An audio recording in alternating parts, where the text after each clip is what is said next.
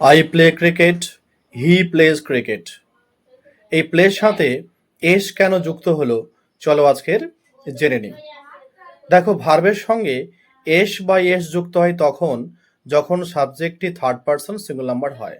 এখন আমরা বুঝবো কি করে যে সাবজেক্টটি থার্ড পারসন।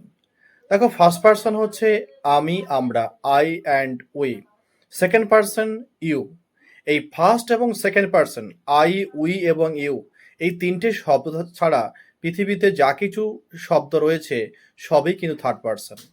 এবার জানবো, থার্ড পারসন যদি সিঙ্গুলার নাম্বার হয় তখন ভার্বের সঙ্গে এস বা এস যুক্ত হয় শুধুমাত্র প্রেজেন্ট ইনডিফিনাইট টেন্সের ক্ষেত্রে। এবার দেখো, আই প্লে ক্রিকেট।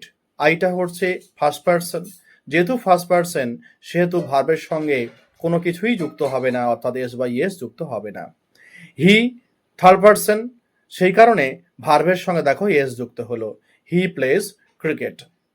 অর্থাৎ ফার্স্ট পারসন সেকেন্ড পারসন হলে প্রেজেন্ট ইনডিফিনাইট টেন্সের ক্ষেত্রে ভার্বের সঙ্গে এস বা এস যুক্ত হবে না, কিন্তু থার্ড পারসন সিঙ্গুলার নাম্বার হলে অর্থাৎ থার্ড পারসন এক এক বচন হলে তখন ভার্বের সঙ্গে এস বা এস যুক্ত হয়।